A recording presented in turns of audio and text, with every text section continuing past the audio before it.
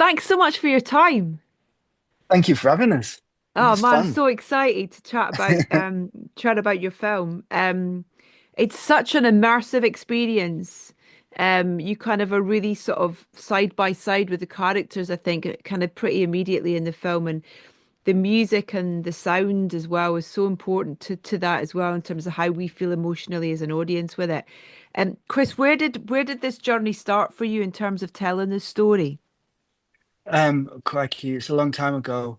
It was like It's about eight always the years case. ago. Everybody's always like, I Nah, was I about hope it's not. 50. I hope it isn't always the case. I don't know. I've only got one more in me. No. If it takes that long, it'll have to like wheel me across a mountain. It was. I was written something which was going to be my first feature film, but it was too expensive, and had horses and all kinds of stuff that bumps budgets up. So I was walking in the Lake District with my partner, and I was just thinking that it was such a beautiful landscape and underutilized in the British in British film. And as we were having this conversation, this shepherd walks up out of the mist. Like this singular character, and he's like in just like in a jacket that you dig a road in, and rigger boots. We're all like in Gore-Tex and he had this dog by his side and he was whistling over to this other guy who was on the other side of the mountain and rounding up their sheep, and he just felt like that sort of singular character. And at that time I was taking Bible stories and sort of like pulling them apart a little bit, see what I could find. Really interested in transcendental cinema, so it was like a way in to sort of explore my own sort of spirituality without being religious. I was like I could tear that Yeah. apart, you know. And so the parable of the Good Shepherd sort of immediately sprang to mind. It was like, well, you know, what happens if once he's going back up to find that lost soul, that saved soul? What if someone comes and rustles his flock and messes with with the saved souls? And that was it really. Wow. That was the, you know, that was like in like 2 or 3 minutes, and we're off to the races. Yeah. And then in terms of kind of when you're, because there's, when you're writing a script where the dialogue is kind of is there's not loads and loads and loads of dialogue. So much of it relies on performance and the atmosphere that's created by those performances and where you shoot, how you shoot, even just with a head torch and all that kind of stuff, it really just adds to the experience. In terms of kind of writing that, is that you've almost got to, I guess, sort of submerge yourself in the experience or the story you're trying to tell to get that onto a page in a way. Is Yeah. that even a question? Yeah. It might be a statement. I get a lot of them. Yeah, you do. I mean, and that's like always my way in is through me. It's like, I mean, it takes a long time to make a film. So, and it's always about questions. I'm always questioning myself and then questioning the characters. And it has to be something knotty that you just can't like have the answer to in a few minutes. And so I was working through this idea of originally it was like it was to do with heritage and what you inherit from these father figures, and my father Yeah. wasn't around, and so I was inherited mine from my grandfathers, and I was kind of stuck in the middle. Like they still feel like they're not here anymore, but they still feel like they're vying Yeah. for like pulling me either side. And in that way I wanted to tell both sides of one story, you know, to humanize a revenge thriller, and show that it's not about a good guy versus a bad guy, but Mm. about two humans that are fallible and make mistakes and try and fail, have been shaped by the people that have brought them up. And so yeah, I'm it's always about me. So it's always about immersing myself in that and trying to sort of figure things out. And then, I like I like cinema that is cinema that you tell a story with images more than, I don't want to have to tell you the story. Like I don't want to use words that explain what's going on. I want to pull an audience in, Mm. I need it to feel immersive. And so I write in, I guess, in image structures. So what you see on the screen, I've written on the page, and it's like, you're trying to you write reactions. 'Cause, it's like acting is reacting, so I write reactions as opposed, and therefore it sort of rolls forward from that point. Hannah, at what point did you come on board with the project, and what was the kind of appeal for you to explore, this story and character through music and sound, really? Yeah, I guess I think one of the beautiful things about this project is Chris did never really intended it to have score. So Really? yeah, so I You're a came happy to know, accident. yeah.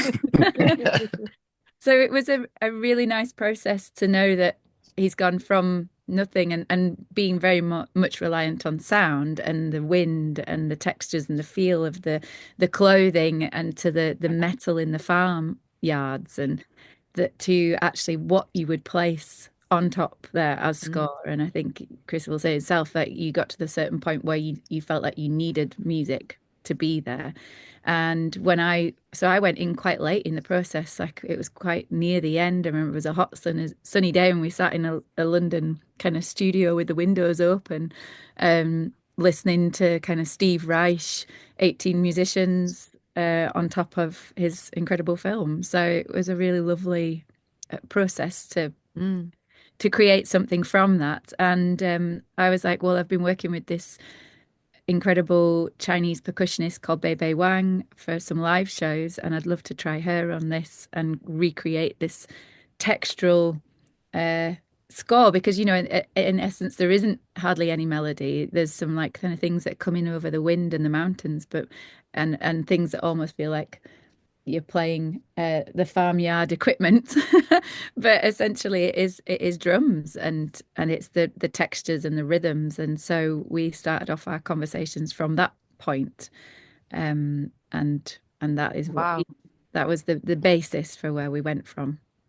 And were you kind of reacting to kind of script, to performance, to both, to landscape as well, because that's such a huge kind of character, and presence in the film as well. Yeah, absolutely. And I think what was really wonderful about this is that Chris brought up the conversation about what they were wearing and how Barry's character and Chris Abbott's character were wearing completely different things. So Barry was very much more synthetic, and that kind of polyester type material, and Chris's character is the tweed and the organic natures, and in that sense. It was really easy for me then to kind of go, musically, this is going to sound like this. So there's the electronic textures, which definitely go with Barry and the music he listens to, and Yeah.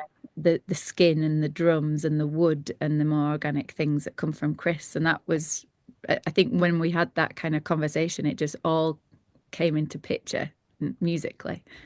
Yeah, it's that kind of where that shot of him kind of when he's listening to Koji Radical Mm. and 2FS. It's like it's yeah, it's kind of because there's and then you have that kind of the diegetic music that's in there with as well with like Colmini's character with the classical music coming from the house and things like that as well. So you have these kind of flutters of kind of needle drops or diegetic music that's kind of there. Though, Chris, what convinced you that you needed score, that you needed the companionship and collaboration of music in this, do you think? Well, I had was it, I have a relationship with music and cinema, and a lot of time I feel very overwhelmed with it. I have Hmm. I am I had an illness in my 30s, like a meningoencephalitis, and it changed the way that my brain relates to sound, and I lost the hearing in this ear, so it was all a bit of a mess, and took a long time for it to sort of settle down, and it became very sensitive to sound and music. Um, so I was kind of like kicking against it in a way that I didn't want to. I wanted everything to feel immersive, and I wanted everything to feel like it was coming from the landscape and from the story, and to add something to it felt I was sort of kicking against it a little bit, and Mm. I was thinking I was going to build a score, make something out, like enhance it, but about the elements, like Hannah was saying, so the wind and the rain and the sleet and the hail, all those amazing things that you get if you shoot on a mountain in Ireland in January and February, and we had none of. And so we had this like perfect sunshine. It was very cold, but it was like constant for 5 weeks. And Wow. so when we got in there, we just didn't have we didn't have the flapping plastic, off the bales of Yeah, hay, yeah, yeah, yeah, you yeah. know, those bits. And so, I was really feeling that it was needing something else. And I'd been listening to Steve Reich and the drumming concerto, which I'd been listening over that weekend when and I'd been driving a lot with the kids, and we went to see a little play of the Velveteen Rabbit, and there's these three women that were playing Irish instruments, and one of them was I always pronounce it wrong, the bodhum, the Mm. Irish drum, and so that came together in my head, and I was thinking about like maybe we could just use that instrument that represents, but like there must be some like kids sort of tucked away in like North Derry or something that can do amazing things with one of these instruments. And then I got back and I was watching Sky Arts and the Riverdance. Michael Flack they were on, Oh and my God.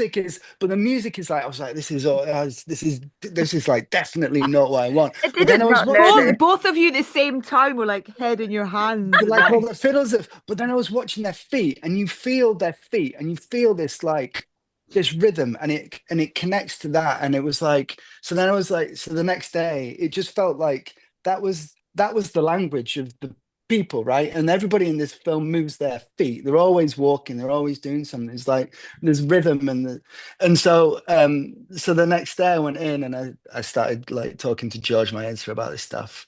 And I was like, well, I want to try it. It was like these ridiculous idea. I put it on and it just felt like there was something there. mm, And so I was talking to my to film music supervisor, and he's like, "You should meet Hannah." And my partner Hannah had worked with my partner on an animation a few years mm.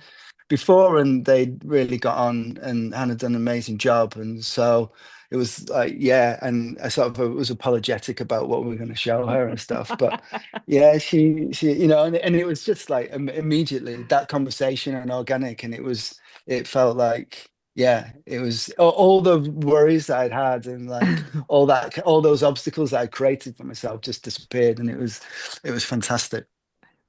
Did he bring Riverdance up in that conversation, I Hannah? don't think I did. The I, first time I've ever heard it. I think maybe we should take that out. But you know that the reality is when I still listen to Riverdance just on the occasion because like obviously I'm from Ireland, do not sound it, but the I still listen to Riverdance or watch it and feel those feelings. Like it It's does that lift you. It takes hey, you somewhere. It yeah. those You watch the way that they play, like it's like I was saying, I was watching like I went to see Juliette Binoche play with do this theatre piece with Akram Khan, this amazing dancer, and he does the same he does the same thing with his feet, but he has like little bells on his feet as well, and just the way that he moves, just like he's just taps out these incredible. It's like he's speaking to you, like he's singing to you, Mhm. and it's just extraordinary. Sorry, I have got the same thing with excited. the sword dance as well. Yeah, yeah, Totally. And the accordion weirdly, you know what I mean? It's kind of that weird sort of yeah, it's weird. Yeah, it's like it's when you think as well, but when you think about those types of that type of music, that type of performance and how it's communicating and the instrumentation of it as well. It's so old, in terms mm, of like where it goes back to and that idea that, these characters are in the environment and jobs, that again are so old and kind of nothing much has really changed really in terms of, so there's a lovely kind of pull through even to that side of things as well, I think. yeah, definitely. I mean, it's all about, and there's a real sort of conflict within the film about their heritage and what they're protecting. Mm. It's really, they're kind of hobbling themselves to move forward, progression, because they've got this kind of um responsibility to the people that have been there before them, but Yeah. equally they're protecting their language, you know, Yeah. and so you've got this invasive the English and the language and the culture and what that represents. You know, we don't talk about it directly, but it's there, and similarly with the music and the language about how those things stick together, you know, and it's about protecting what's important, but Mm. also allowing yourself to be able to move forward and not sort of like hubbling yourself emotionally and financially to you know Yeah. for the next generation. I mean, I think the film, you kind of take away so much from it. It really kind of stirs up quite a lot of different things, even like kind of that idea of that existence and the kind of intensity of it and the loneliness of it. You know, it's kind of like you feel it watching the film. It's so kind of visceral. It's just, and those performances are amazing. I mean, you know, Barry and Christopher particular, but all your supporting cast as well. Do you, when you're working with actors as a director, Chris, do you give, you know, you encouraging kind of a bit of play and freedom in terms of, particularly with something like this, where it's, you know, it's their interpretation really, you know, of your script and what they take from it for performance, because there's not always dialogue to kind of hit and all that kind of stuff. And answer that first, actually, I've got so many questions.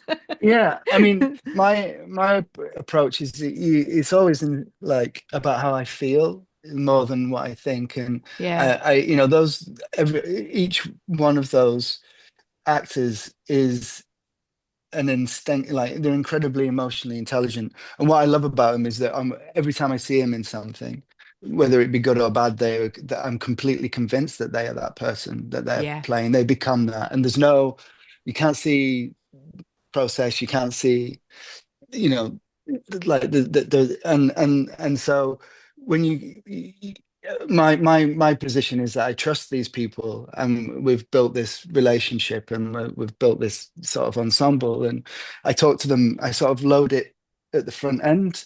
You know, it's always about characters, and I write them, you know, pieces, the documents that they can read or they may never read and just chuck away. But it's always a talk to them about who it is. So then when I get them to the set, you know, you set things up in a certain way, and the you know the scene is written, but I allow them the space.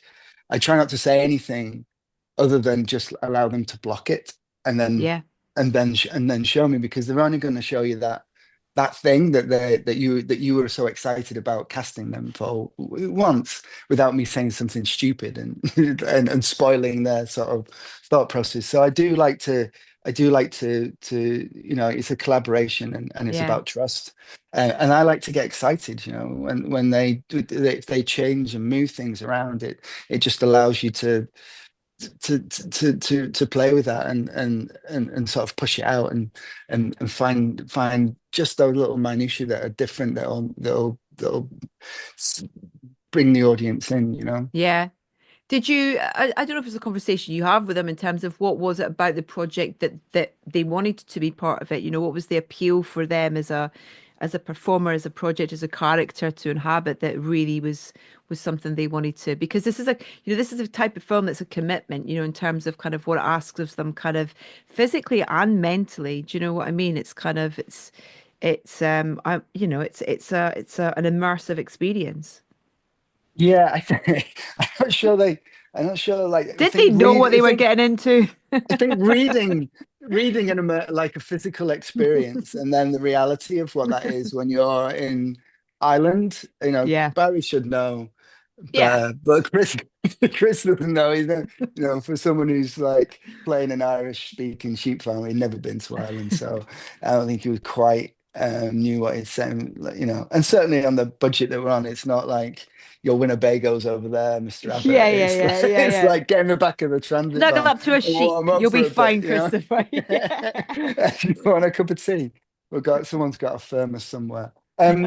But I think I mean they said to me it was I mean I always get I was a bit embarrassed, a bit shy, I guess, about it, and I was just so they were just always really complimentary about the script, and said the script was the thing that they you know that they really fell in love with. They'd seen a Yeah. couple of the short films I'd made, but that doesn't really amount to much, in terms of. But so it was about the script, what was on the page, and then I made this book, which was about 80 pages of like process and character and image and violence, everything that I needed to break down. And then I talked to them about what I wanted to achieve, which is kind of a transcendental thriller. So it's like we're looking for these. So I was talking about Bresson and Ozu and Tarkovsky and sort of like building it up that way. Where these filmmakers work in science fiction or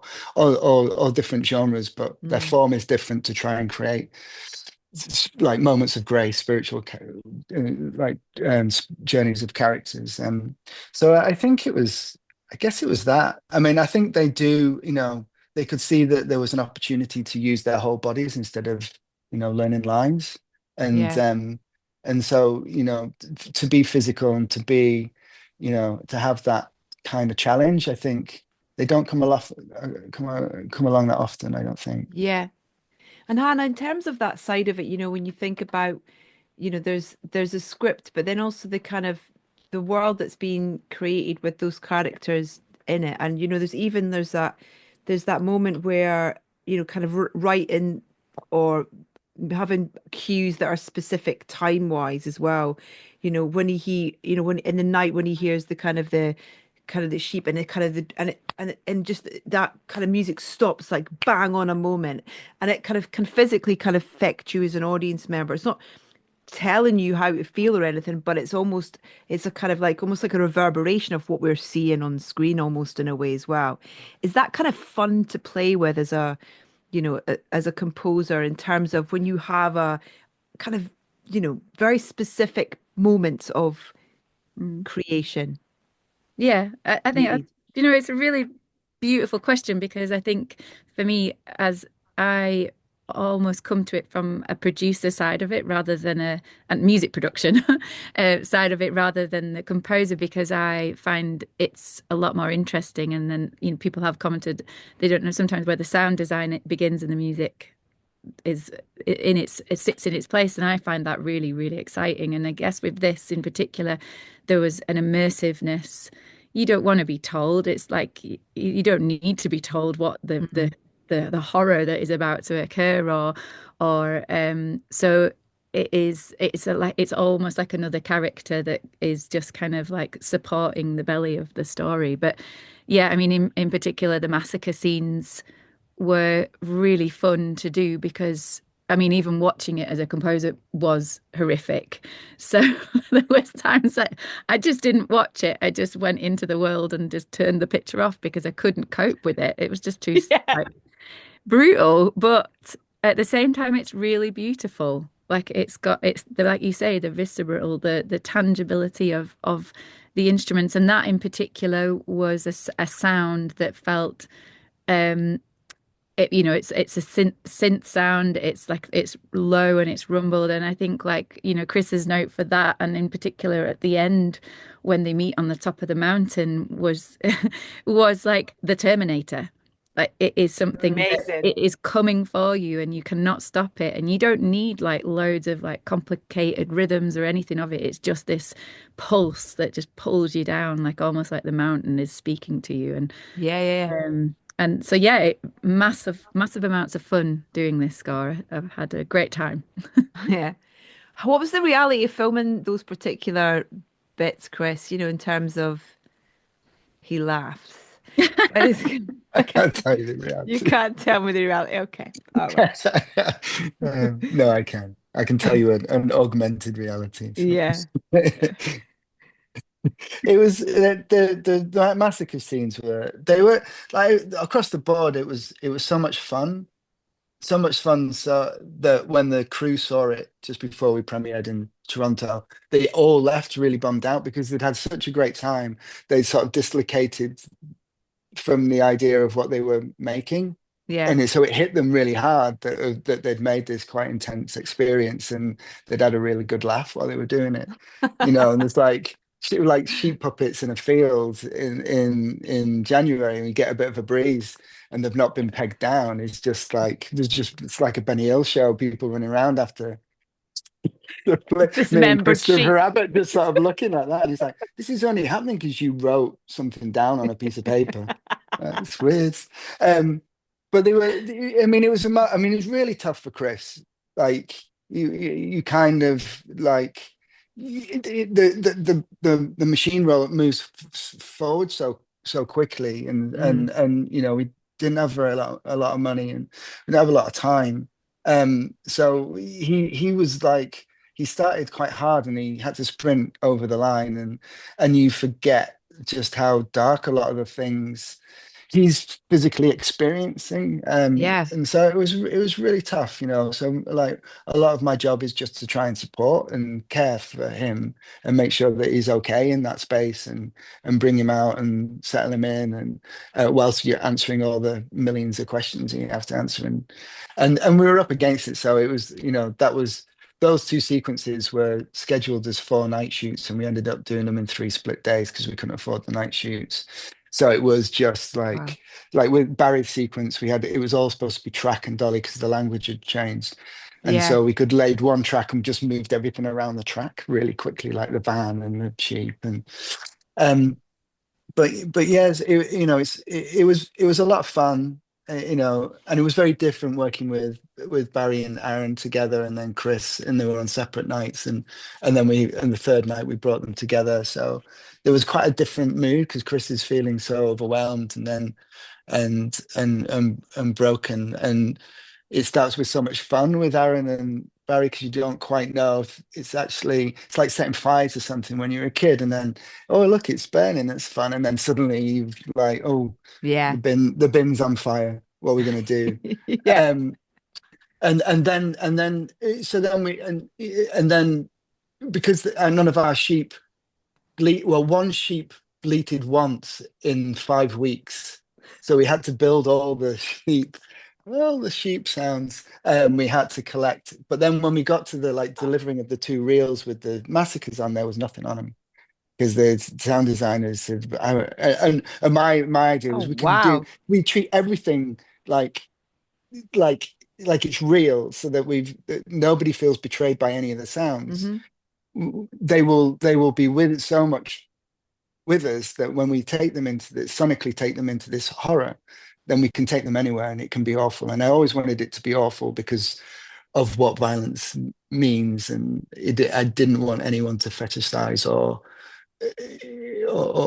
this kind of violence. Mm. So in the mix, when I got them and they'd finished, there was nothing on them. So I spent 2 days making sheep noises myself with a microphone, not unlike yours, on a sofa in Belgium, like in distress because I had no sheep noises. So 95% of the noises in both Are those you? sequences are me.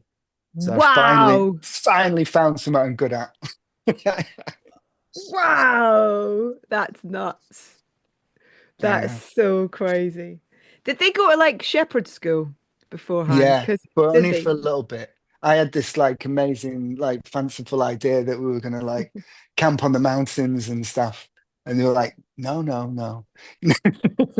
They're movie stars, man. So we did a couple of hours each, and they met a shepherd and met some sheep. And then we just sort of like, and then both of them, to their credit, are really physical and really like capable people. So we had our animal wrangler, and then our shepherd Pat, and Pat would like put a pen out and showed them how to like Amazing. maneuver the sheep and pick them, put them over, and look after them like you would Mm. if you were giving them a medical and stuff. So Yeah. yeah, so they learnt that, and yeah, New that was skills, about it really. That's new it. life skills. It's great. Yeah. Yeah, they can take on into life. I love it. It's a really random question. I mean, there's been quite a few of them, sorry. But like the particular in those kind of night situations, like when Christopher in particular with his head torch, and how what's the reality of what the set's like for that in terms of lighting and stuff? Because I mean, I've not been on enough sets to kind of understand or get an understanding of how you shoot something like that to kind of because it's so kind of like you're really looking and you kind of either whether it's over his shoulder or all that kind of stuff and you see where the torch is taking you and all that kind of thing. But you've got to capture that on camera or so is it lit and then that's almost your kind of I don't know the almost like a prop in a way or how what do you mind just answering it? Yeah, so no, I was very. We had to, there was a big conversation about darkness because if you're getting money to make a film, then people want to be able to see what's going on. There's dark Weirdly, and then there's dark. and Yeah. there's no, and I really like again a kick because I just wanted the whole thing to be immersive, like. And every time I see like fake moonlight and stuff, it just that I'm what it's too Brechtian. I know I'm watching something now, and what we did have was we lit the trees at the back with something really soft on a cherry picker. Chris had the torch on which had a change bulb in it, so it gave us more light, and it also had a little filter in it, like a reflector in it that just Got it. gave you that pushed out a little bit more. And then if you're looking at mostly we shoot Chris on his right side, and then the tree where the dog is found is sort of just behind him. And behind that, there's a bank that dips down, and we put a row of lights down there that weren't hitting anything. They were just shining into the light, and because there was a lot of moisture in the air, there's a lot of fog and Lovely. mist. It would just catch that. So you don't get any shapes or anything lit, but you just get a sense of separation because Yeah. we wanted him everything to be dark, but the sense of the sheep because they were so they're creamy white, they kind of glow a little bit like specters, and so we Yeah. didn't have to put too much in for them so that they'd kick. So we just wanted the shape, and they gave us the depth and the sort of architecture for and then Chris was lit by the torch. And then with Barry and Aaron, it was all from the headlights of the truck, from Yeah. the van. Yeah, Amazing. Brilliant. Thank you for that. that's Yeah, all right. it's a You total come next time. geek question. Um, listen, I could chat to you for hours. It's so lovely to just dive into your collaboration and both of you kind of finding the story that you wanted to tell in those different ways. So I really appreciate your time and huge congratulations. Great to chat to you both. Thank Thank you. you. Thank you. Yeah, It's been a pleasure. going to river dance into the weekend now. Ta-da, ta-da. Take care. Thank you so much, Chris. Thanks, Hannah.